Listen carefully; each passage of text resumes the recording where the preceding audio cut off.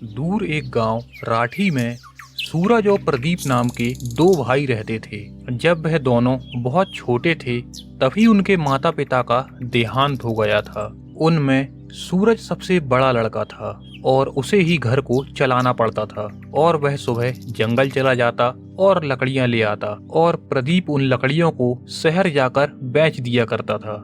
लकड़ियां ले लो, जलाओ लकड़ियां ले लो। अरे बेवकूफ, ये गीली गीली लकड़ियां कौन लेगा भला, ये तो जलेंगी ही नहीं। भला कौन पागल होगा जो इनको खरीद कर अपना पैसा बर्बाद करेगा। अब उनका रोजगार धीरे धीरे कम हो चला था।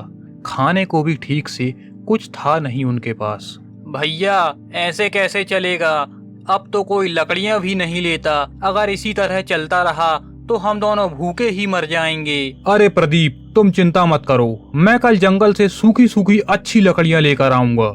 दूसरे दिन प्रदीप सुबह सुबह जंगल की तरफ लकड़ियों की तलाश में निकल पड़ा।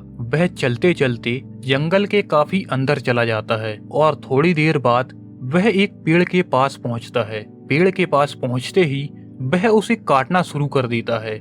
जैसे ही वह उस पेड़ पर एक कुल्हाड़ी मारता है तभी उस पेड़ से एक भूतनी निकलती है। भूतनी को देखकर उसके पसीने छूटने लगते हैं और वह डर के मारे पसीने से तरबतर होने लगता है।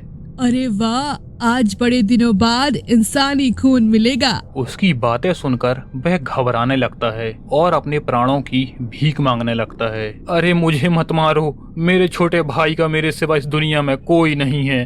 तुम जो कहोगी मैं वह करूँगा, कृपया कर मुझे मत मारो। उसकी बातें सुन चुड़ैल उससे कहती है, ठीक है, मैं तुझे नहीं मारती हूँ, लेकिन उसके बदले तुम्हें मेरे सवालों के उत्तर देने होंगे। अगर तुमने सही जवाब दिया तो तुम जा सकते हो, और अगर एक भी प्रश्न का गलत जवाब दिया तो मैं तुम्हें मार दूंगी। सूरज बड़ी दुविधा में था। वह न वहाँ से भाग सकता था और न ही उस चुड़ैल को मना कर सकता था। तो उसने उसके सवालों के जवाब देने के लिए हाँ कर दी। तभी चुड़ैल उससे प्रश्न पूछती है, तो बताओ ऐसी चीज जो स्वयं के भी समझ ना आए।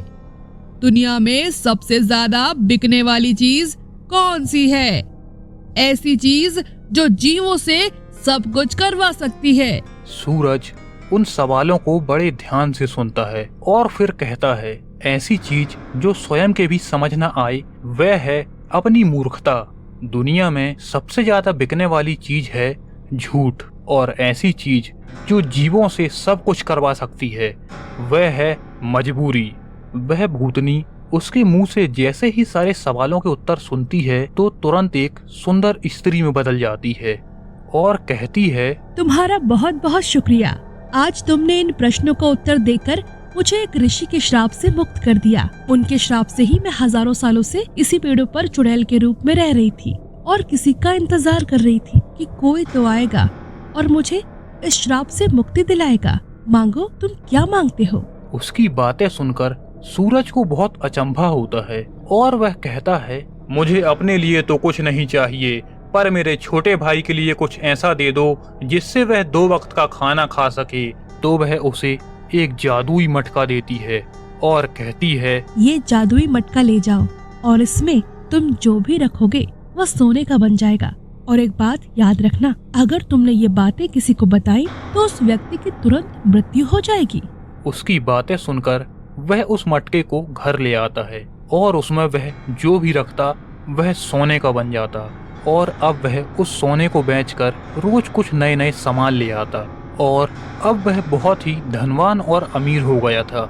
एक बार प्रदीप को किसी काम से दूसरे गांव जाना पड़ा और जब वह सुबह लौटा तो देखा कि घर का गेट अंदर से बंद है।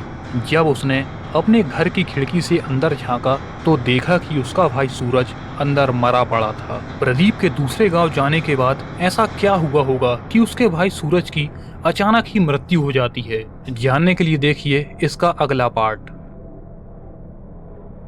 तो यह कहानी कैसी लगी आपको हमें कमेंट करके बताना ना भूलें और जल्दी से चैनल को सब्सक्राइब कर लें और बेल आइकन को भी दबा दें ताकि नई नई कहानियों की वीडियो आपको सबसे पहले मिल जाएं। मिलता हूँ नई कहानी के साथ।